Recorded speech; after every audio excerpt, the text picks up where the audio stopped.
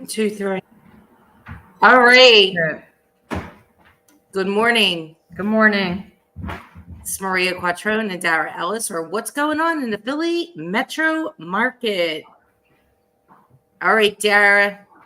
Dara is our broker of record and my listing partner in our commercial and residential side. And this morning, we're going to speak about what is happening in the Philly metro real estate market. Welcome, Dara. Hi, Maria. Thanks for having me today. Excited to talk with you, Dara, as always. And so, Pete, you get this question a lot of people will say, what's going on in the market? What's going on in real estate? And we can answer that in so many different ways, right? So it depends. Like, are you looking to buy? Are you looking to sell? Are you looking to invest? Are you on the commercial side? Are you on the residential side? So what is your general answer when you get that? Well, I do have to consider the person asking me. So if it's a first-time buyer, I tell them there's never a better time than today to buy a house. They don't want to continue paying rent, paying someone else's mortgage. It's exciting to be a first-time buyer, and there's a lot of programs to help you get into a property. If it's a savvy investor, I might say to them, it's a fabulous time to buy real estate because there may be an opportunity to pick up some properties that people can no longer afford to maintain. Are we seeing that there? So in the investment world, yes, we're starting to see some people who have commercial loans that have to reset. They have to get out of them. They're not going to be able to reset them.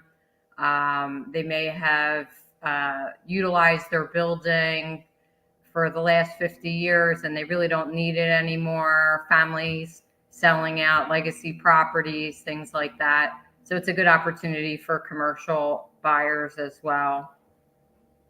So there's always a balance of people, I guess not balance isn't the right word, but people always want to figure out the market. When's the top, when's the bottom? And it's a really hard thing to figure out, especially with the rising and dropping rates. You never really can time it. So what are some things that people can do? I think the best thing that people can do is really have realistic expectations. So, for example, when you're purchasing an investment property, you don't want to overstate the rents. You want to make sure that if the rents went down, you would still be able to maintain the property. If you're a first-time buyer, you want to make sure that you have all the information about lending that's available to you. Last week I did a Q&A with myself on first-time buyers and all the different programs that are out there. So it's really good. I mean, I think to be informed, no matter if you've never bought a property before or if this is your 100th property, the best time to buy is always now. If you wait, we don't have a crystal ball. We can't wait. We don't know if pricing will go down. We don't know if inventory will go up.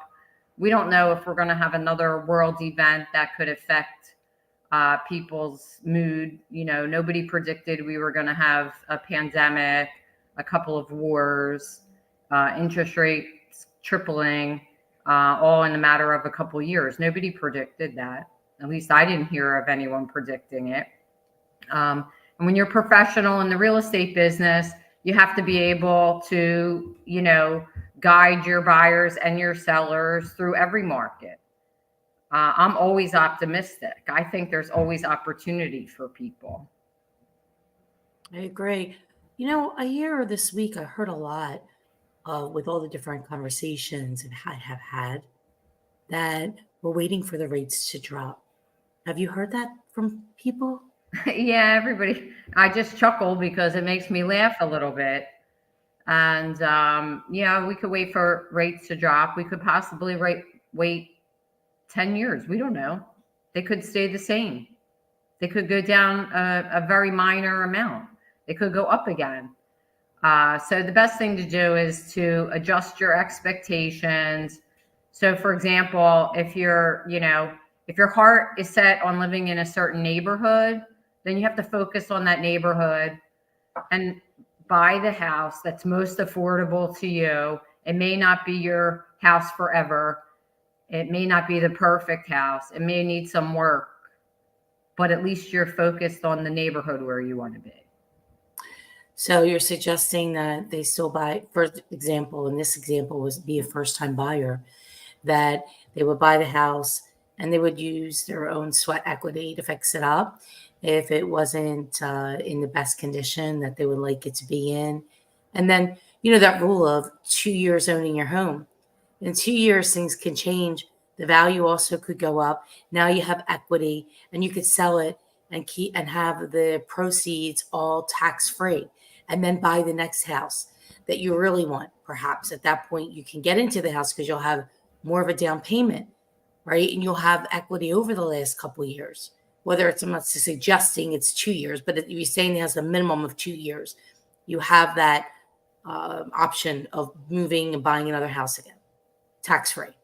I mean, I think that's definitely a start. I love the sweat equity. Every house, even if it's brand new construction, you would always want to put your own mark on it. So if you buy a fixer-upper or maybe something that's not exactly what you had intended, you can learn to do the things yourself, or maybe family members can help you. The beauty of buying today is that we do have Home Depot and we do have YouTube and we do have ways to learn these things. HGTV. Yeah, HGTV or whatever. I fixed my own refrigerator. So if I can fix a refrigerator, I think people can learn to put in a tile backsplash or, maybe, new flooring. They can certainly paint. 5-year-olds can paint, so I think adults can learn to paint as well. May not be perfect, but you'll enjoy it because you put your time and energy into it. You'll enjoy it until you do until you do it, and then you'll say, like I did, Dara, true story, circa 2001, I decided to paint this little area in my condo red. That's like one of the hardest colors to paint. Red is a tough color. Yes. The saturation of it, just to get it the way you want it is difficult. It took, I think I gave up, and I think I had my brother Damon come over and finish for me. I never painted after that.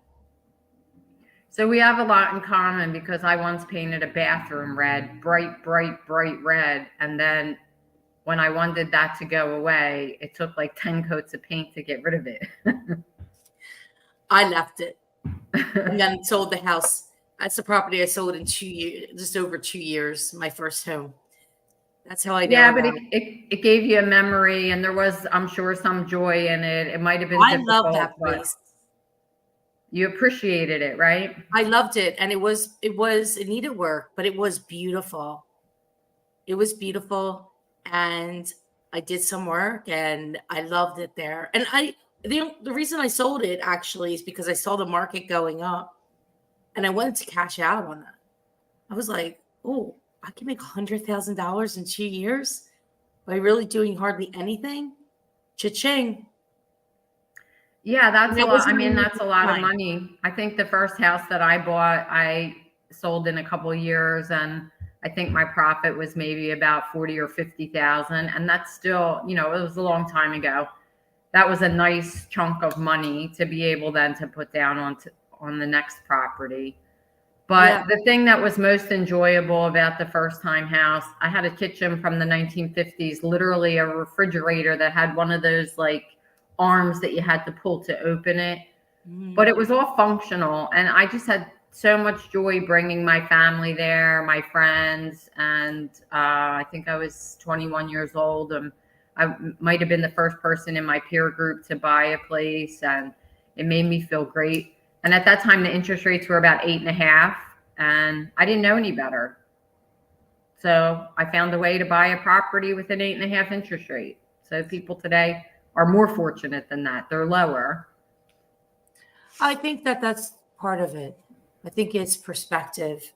The perspective is that the rates have been artificially low for the last several years due to I'm guessing the pandemic was part of it. But prior to that, we were in the fives for a long while. And I think rates started to dip into the fives around 2000 and maybe 12 or 13, something like that. So for almost 10 years, we had artificially low rates. So people got used to that. They got used to, when the media doesn't help it, doom and gloom. There's never like, oh, there's good news. Do we ever hear like good news come from the media? No, because good news doesn't make headlines. It doesn't sell. Well, nobody reads the newspaper anymore, but it doesn't sell TV ads, right? We all want to. It's always like doom at 11. Stay tuned. We've had these economies before. There's been times when it's actually been worse, when people couldn't buy gas for their car, when there wasn't fuel to heat the houses. Interest rates were up to 18%. And somehow people still in the real estate business made a living. People still bought and sold properties. They were just more cautious about what they bought. There'll always be people that need to buy and sell, right? Consumers, they move to other locations, they're retiring, they have a job relocation, their family, which was once one, became three overnight, and then number two kid on the way, and they're still in a little apartment or a condo. They can't, 4 people in a 1-bedroom condo just doesn't work. So they have to buy and move up into the next size home. Same thing in downsizing. So you can't, a lot of people aren't want to stay in their 5,000 square foot house with 2 people or 1 person in it, heating that house, cooling that house, just the expense of the maintenance on a property like that. So regardless of whatever else is happening, the first thing that always happens is lifestyle. And we buy and sell due to our lifestyle and or a change in our lifestyle. And that's really the crux of it.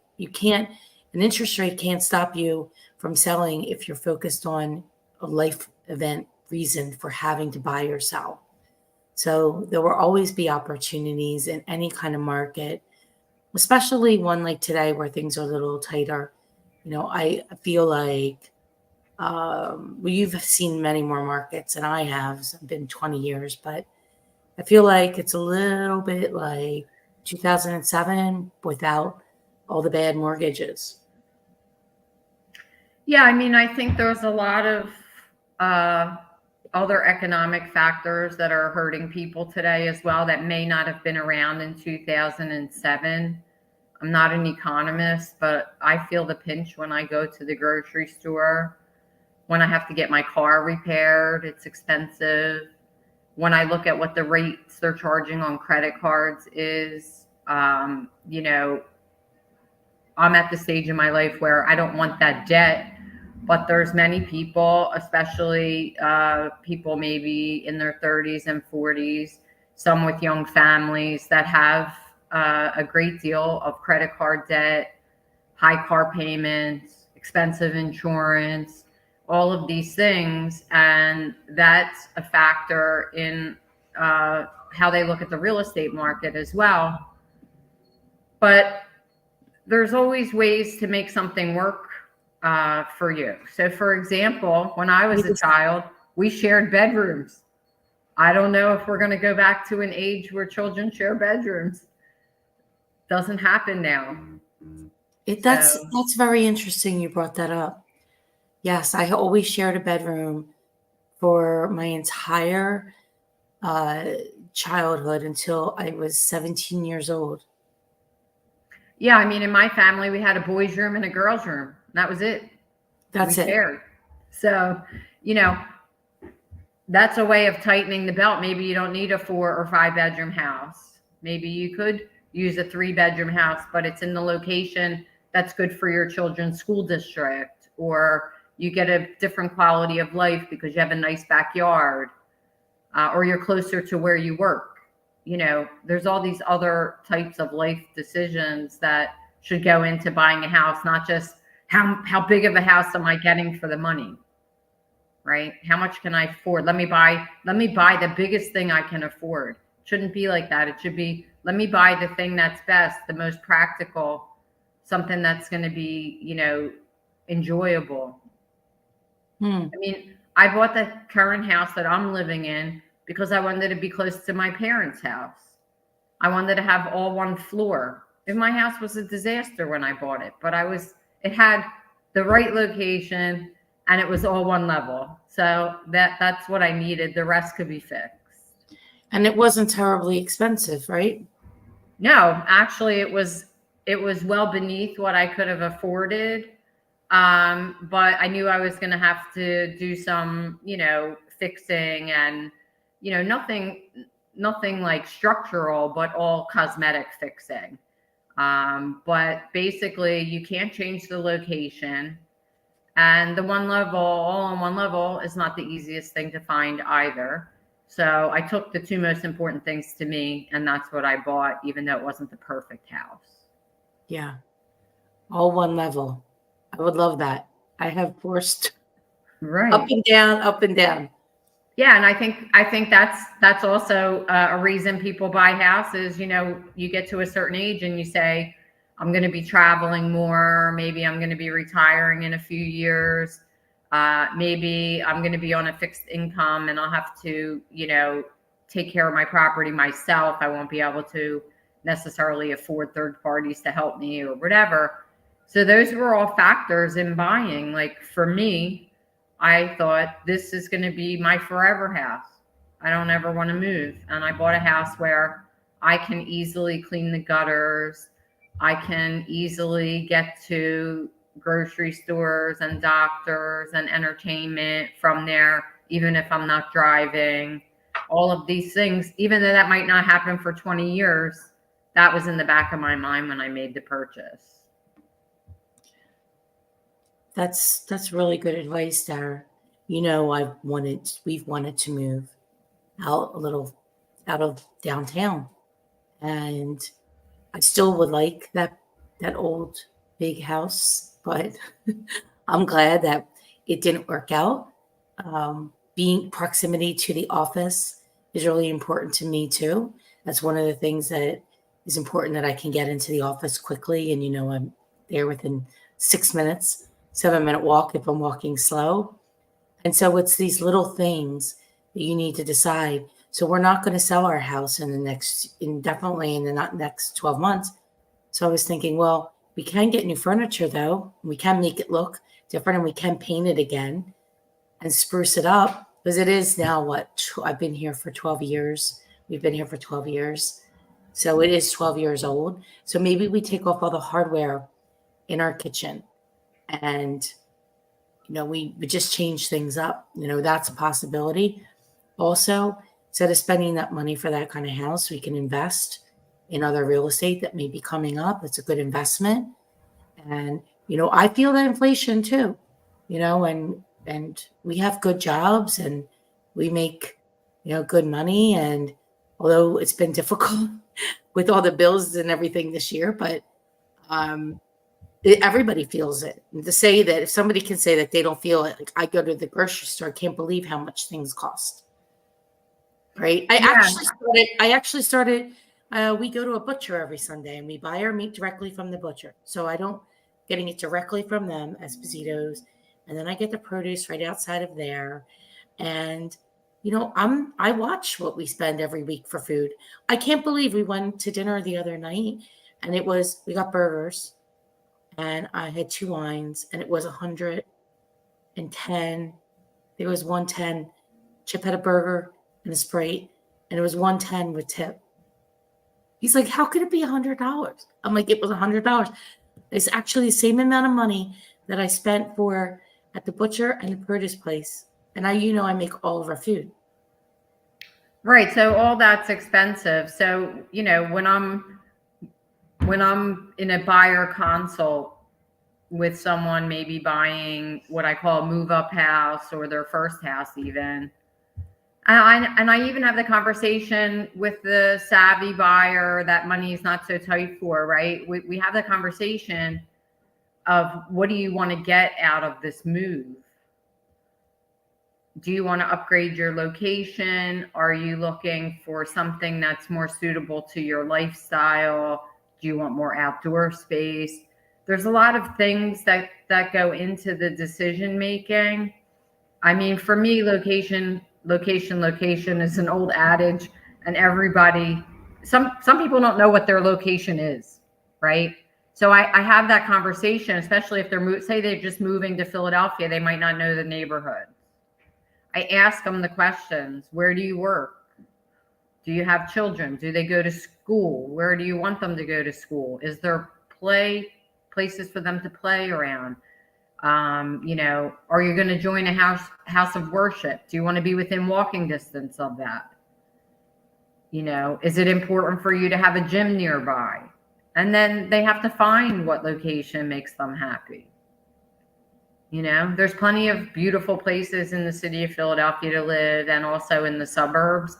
If they just say, I want to live in the suburbs, it could be, Montgomery County, Bucks County, New Jersey. It's all beautiful. But what's convenient for them? If they don't want to drive to work, they have to live near where there's a train or a bus situation. So one of our clients, Dara, that's settling in 2 weeks, he moved here from the DC area, and he didn't know the area.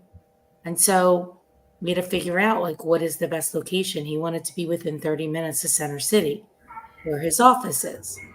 So at a certain price point. So that also helps you narrow it down too. Like, you won't be at this price point. You won't be on the main line. You have to go in a different direction.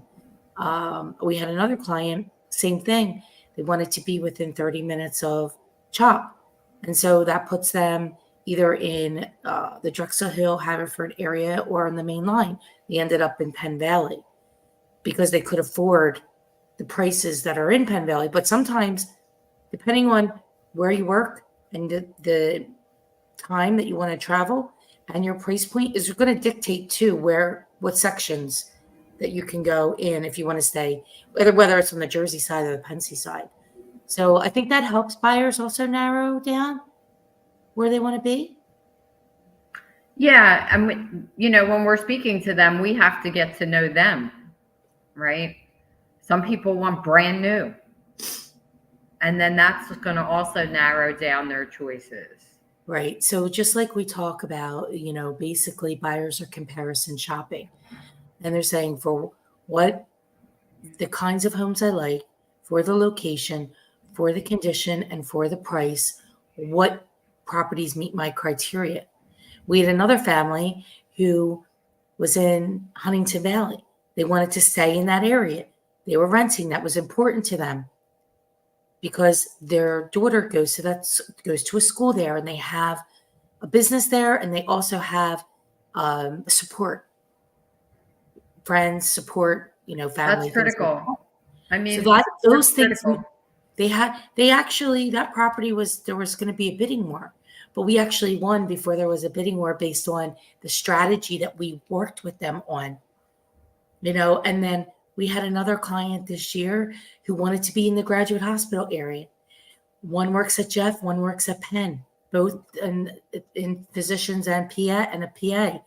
And so they wanted to be within walking distance of the hospitals. They already lived in Graduate. They were renting for a very expensive rent, $3,500 a month. And they knew that they just wanted to be in this area only. And so we were able to narrow down and come up with a strategy, again, almost a bidding war. But we closed it out before the bidding war started because of time kills all offers, lack of urgency, being maniacal. You must be maniacal right now. We'll get the deal done prior to anybody else getting it done. And I run around the office like I'm a maniacal urgency. I'm standing on the roofs and the building's on fire. I'm saying, fire, we got to move faster. What would you say to that? Well, I think that goes back to what I said earlier about being prepared, right? It's no joke when we tell people You might only see 3 houses, and you need to be prepared to put an offer in on one of them. If they're buying in one of the suburban areas where inventory is very, very low, they might only see 1 house. So, they have to have a rapport with us. We have to lay everything out on the table, expectations, what's going to happen next, make sure they're prepared, make sure they're already pre-approved, make sure if they're getting a gift that's in place, make sure if they're liquidating 401k that they know how to do that. So when they're making the offer, they're prepared, and we can put best foot forward, especially in the suburban areas, where there's so much competition. Yes, even though the market it's challenging in each area for different reasons. So in downtown, it might be challenging because things aren't selling the way that they should, except for if they're in the best condition, in the best location for the right price. They'll go quickly. If they're not and they're in the tertiary area, then, and even if they're brand new, they may sit for a long time because there's more inventory. But if you're going out to a suburban area, there may be only a handful of properties that are on the market, especially right now during this time of the year. So it's being prepared, as Dara said, and to be working with somebody who is maniacal, who is like literally, I would almost say, on top of you, right? Because they know exactly what needs to happen in order to get you into this property. And there's 4 clients that I described. I was maniacal with them and the process and my communication in order to get them to the next home. And the same with our sellers.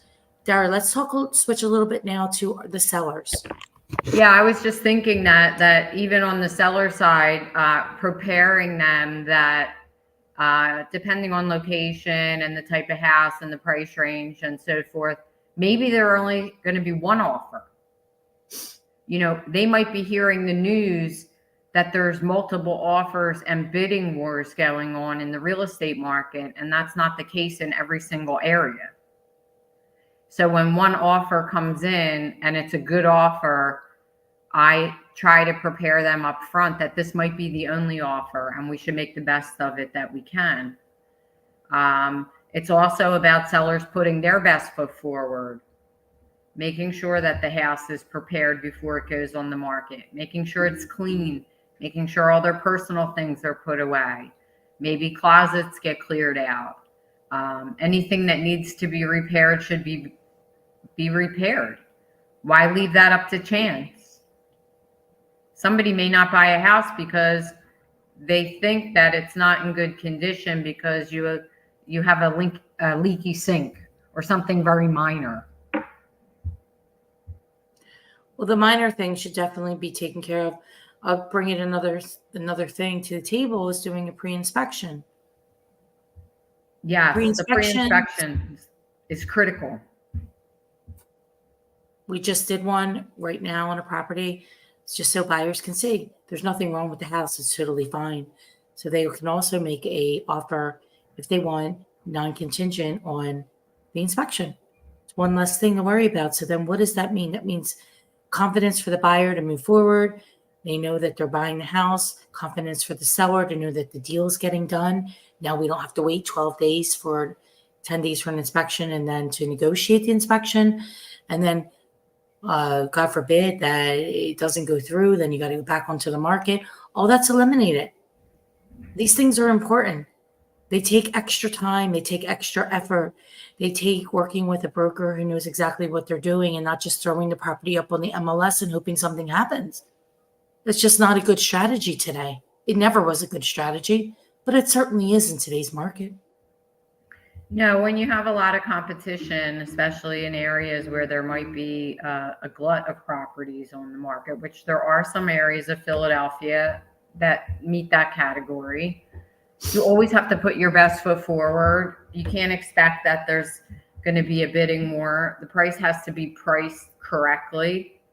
You can't price it based upon your neighbor's house that sold a year ago or your neighbor's house that was new construction that had a tax abatement, or your neighbor's house that might have given, a $10,000 seller's assist. All that has to be taken into account up front. So if something is priced correctly, you did your best to make sure everything is working properly and clean and accessible to people, easy to show, then at least you're giving yourself the best opportunity to get the highest price. Yeah, nobody said selling a house was easy. No, it's not easy, and it's emotional for both sides as well. It's not just a financial situation. If it was strictly financial and there was no emotion involved in it, it wouldn't be so difficult. But we have people that, maybe have lived in a house for a long time and they're emotionally attached to it.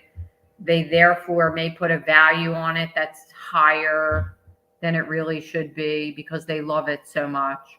Or they remember 20 years ago when they put their kitchen in and that cost them $25,000. And at that time, that was a lot of money. Or they have fond memories of their children growing up there, and all these things add value to them. It doesn't always translate into the value of the price. So all of those things have to be explained to the sellers. And also buyers have to realize when they're not buying a brand new house, it is a lived-in house. There will be things that need to be repaired. It doesn't necessarily come with, some type of a guarantee that everything's perfect. I mean, No, in fact, you could move into a house and something could break in a day, and that's not the seller's fault, right? They didn't know. I had that happen.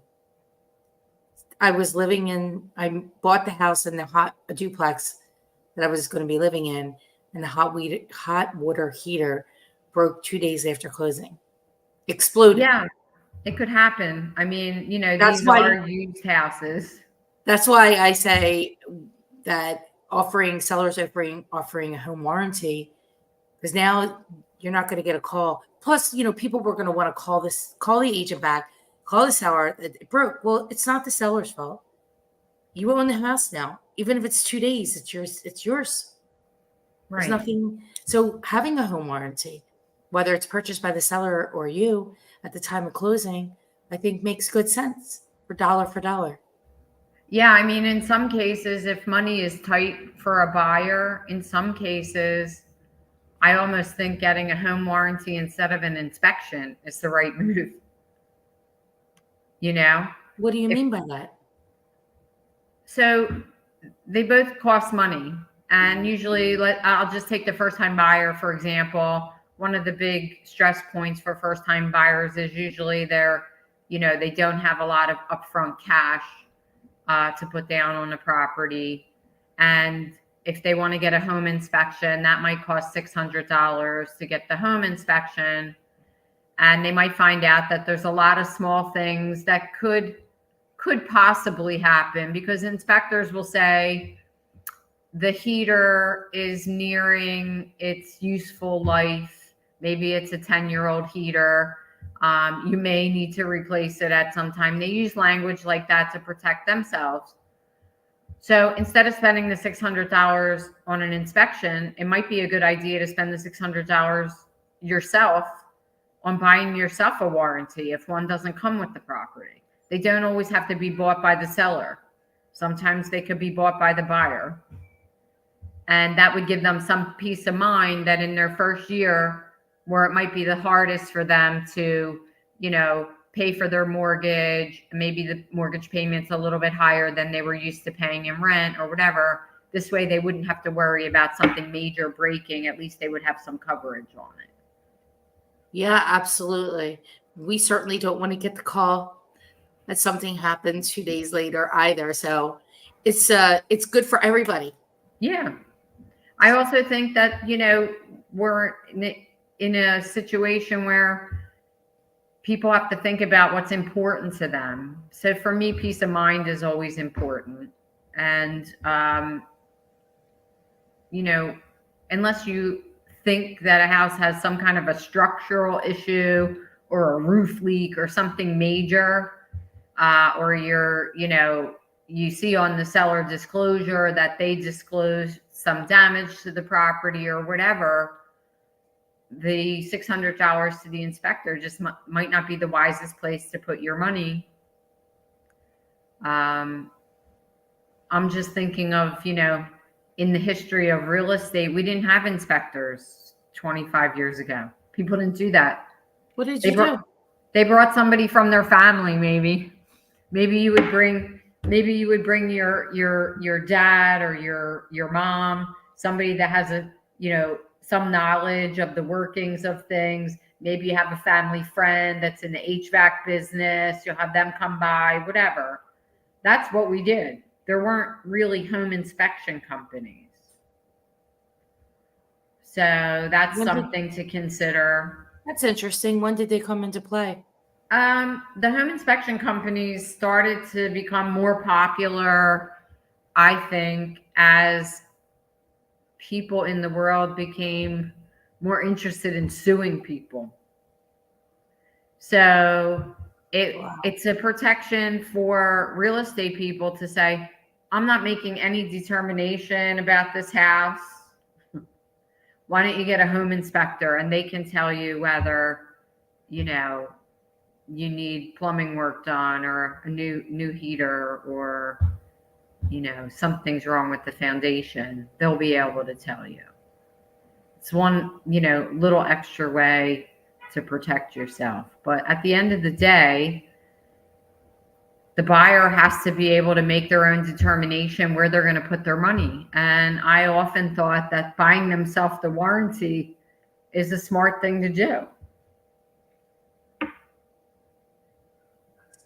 Well, my take on the warranty. I think home warranties are great to have. So seller can offer it in the package for marketing the property. And the buyer could choose if they're getting a home without it to buy it at put it on the settlement sheet on the Alta or the HUD.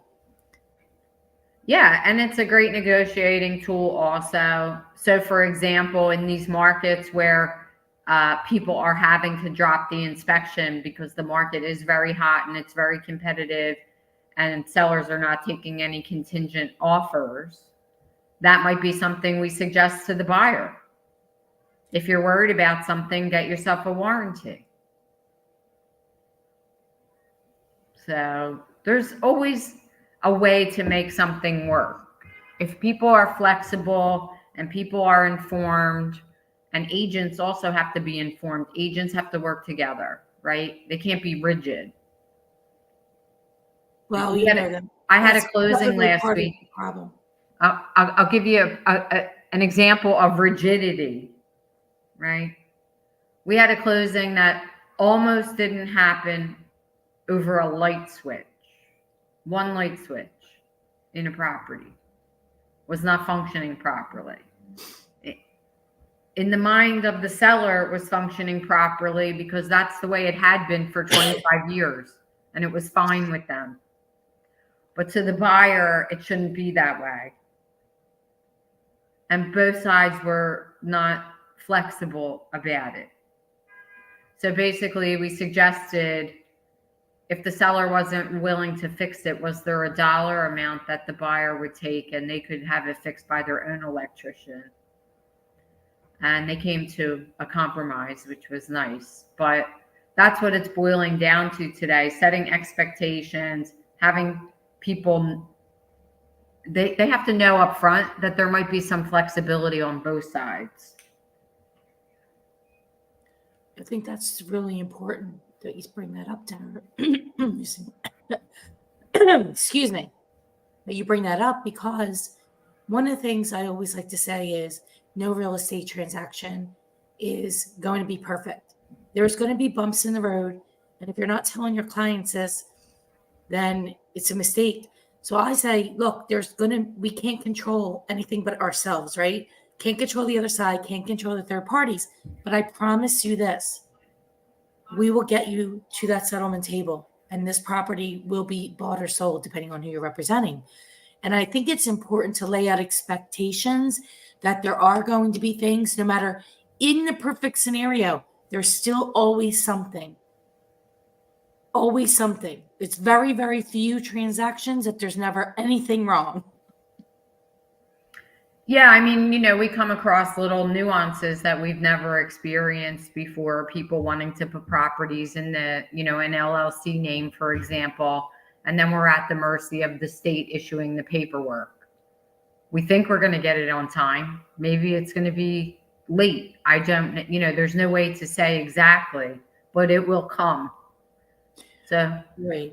if it takes an extra day or so, I have people that are afraid to move out of their property because they're afraid that settlement won't happen and they'll be moved out. But I try and tell them that they have to make alternate plans. Maybe they go to interim housing. Maybe they, have all their move set up as close to closing as possible. I have this happen a lot. They don't want to move until they actually have 100% guarantee that it's closing. And sometimes that comes like the day before. That's very stressful. Yeah, it's very stressful. And I then usually go to the buyer and I say, what's going to happen if you can't move into the property immediately? And I make some arrangement ahead of time because maybe the buyer can stay with somebody else, or maybe they can stay in their apartment longer. Maybe they can allow the seller to stay for an extra week to move out, that sort of thing. So there's always a way to fix something. You have to have the cooperation of the other broker if there is one. You have to talk to all parties. People usually are smarter than me most of the time. Sometimes they come up with their own solution. And it's just up to me to facilitate that. So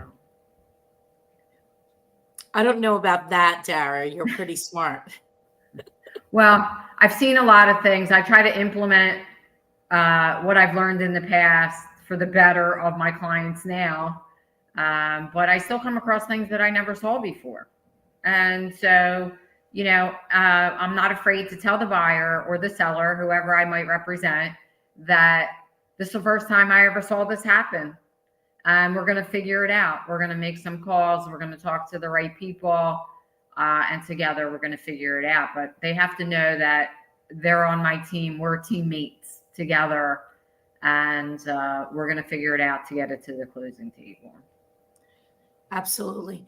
Tanya's asking about the fear of inspections. I think we talked about inspections. The fear of inspections. Oh, fear of inspections. So, I mean, people on both sides have fear of inspections. Nobody wants to buy a house that they think, is going to be, we used to call it a money pit after that movie where something's going to break every single day and you're going to have constantly, to fix things.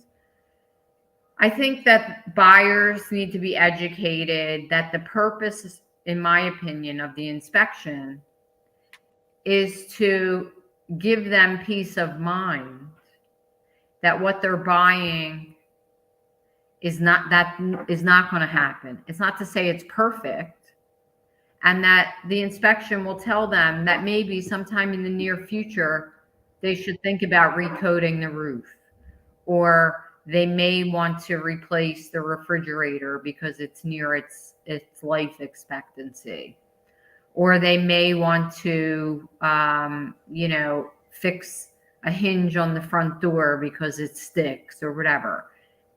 It's not to say that this is a bad house and you shouldn't buy it. So you have to try and take the fear out to the buyer and let them know that it's a tool that we use to give them knowledge, not necessarily to scare them. And on the seller side, we have to also tell them not to be afraid. They don't know everything that's wrong with their house. I look around my house. I've lived there now for about 10 years. And there's a bunch of things that could use fixing. But because I'm the one that's living there, I don't fix them right away. It doesn't really bother me. Like one example is I moved my thermostat and there's still a hole in the wall. Well, it's patched, but it's not painted. So that would show up on a report, paint needs a paint and spackle hallway or whatever. It doesn't bother me right now, and I'm going to eventually do it.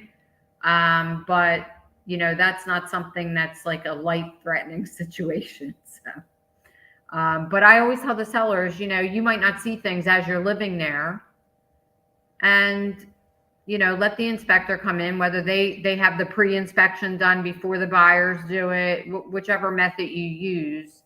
I think it's a good thing. And the sellers then, if they do a pre-inspection, they can choose to make some of those repairs if they want. Absolutely. And that's a that's a real helpful tool to have the inspection done. So not everybody wants to do it, but I think that it is something, if I was going to sell my home, I would do. So I usually go by things that I would do. I would Right. offer a warranty. If I moved out of my house, I would probably stage it, which I did for other properties. The last couple properties that I sold, I staged them, not just virtually. I staged them with real furniture, and they sold pretty quickly and for good prices. So it took a lot of time and effort, but Chip and I did it. And one, we had a company do it. The other one, we actually did ourselves with our own stuff. It worked. Yeah, I mean, I think that's a great I wouldn't idea. tell everybody to do their own staging, but since I've been in the industry, I kind of know to do. But Yeah, and there's all types of staging. You can stage with your own furniture, but put all your extra stuff in storage or in one of those pods or whatever, and really what I call depersonalize the property. You're making yeah, it more we could have a generic whole. so that everybody that goes in there can picture their own things, We certainly can have a whole video on getting your home ready for sale. I think we should probably do that another day. Good idea, because not everybody's a fan of the Eagles. I hate to say it, but if you have a whole room, if your living room is decorated in Eagles decor, not everybody will like that. And it better not be Dallas.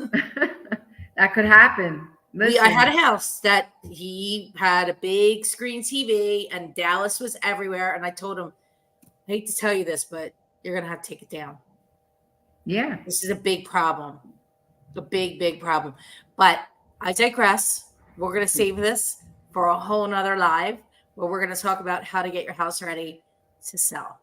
And I think that'll be a great one to do and then sometime in the next month or so, because a lot of people will start to prepare for the spring market. They're going to want what a lot of people like to put their houses on the market in February, March, April.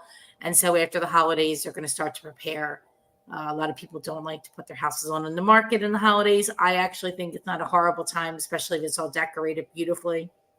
It feels warm and inviting and pretty lights. So I love lights and decorations for Christmas, but that's me. And I would love to see a house that I was going to buy decorated for the holidays. I mean, I think that's great when it's when it is actually the holiday season, like in December. But if you're like me and a little bit of a procrastinator, sometimes my Christmas tree is up till like March. Oh, it's not so cool. It's not so pretty. I hope you're you don't have showing a house in March, and I hope you don't have a live one. No, it's artificial. But the thing is, people don't like to see a house with a tree in March or February. No. The rule of thumb is January 6th is the cutoff. Right. So right. Little Christmas. Anyway. It's always good to, take into account how the homeowner treats their decorations, right? Well, this has been a lively conversation with you, Dara Ellis of Remax at Home, our broker and my listing partner, and love working with Dara. Everybody that knows her loves her. She is a very humble woman who has a lot of emotional intelligence and is always looking to do the right thing for the clients that we represent. So thank you, Dara, for, wow, we're coming up on almost in a month or so, 7 years of working together. I think it's 7 years. Am I right? Yeah, it went by fast. Yeah. Well, We still look the same, right? I have a filter on, so I don't know. The thing of it is, we're all going to age hopefully at the same pace. So it's not like, you remain in a spot and I keep aging, right? I hope that doesn't happen, but I love my job. I love working here. I do love working with the public. They can be frustrating at times, but for the most part, human nature is good, right? For the most part, people are happy. Even though buying a house is stressful, it's also a happy occasion. Even investors love spending money. They love buying buildings. It's exciting to them. So I love my job because every day is different, and I look forward to at least another 7 years in the industry. I thought we were getting another 10. Well, really, I'm planning on working till at least 75. So it's 15. If you're still working, I'll be still working. Oh, I hope we don't have to work, Dara. I hope that we just but we don't want to sit home all day either. That's not good. No. We take vacations in between. Right. Well, thank you so much for your time, Dara. It's great. Looking forward to the coming week. We have a busy week ahead, even though it's Thanksgiving. There's still people. We have a lot of closings this week, so keeping my fingers crossed that everything goes through with those. I got a bunch. I think like 6 or 7 coming up. Yeah, I think everything's in place. So, but I'll be ready for any, boomerangs that get thrown my way. So exactly. And we have our MQA holiday potluck luncheon on Tuesday, so I'm excited about that. Although I need to figure out today what I'm going to be bringing to that. I know you're bringing a pie. Well, I was going to also bring some sweet potatoes, but they'll have to be heated. So I'm going to rethink my second dish. Okay. Otherwise, we'll have cold food and hot food that's supposed to be cold. Yeah, we don't want that. So we'll figure out something. All right. Well, I look forward to it. Have a great one. All right. Thanks, Maria. Thank you. Have a good day. You too. Bye.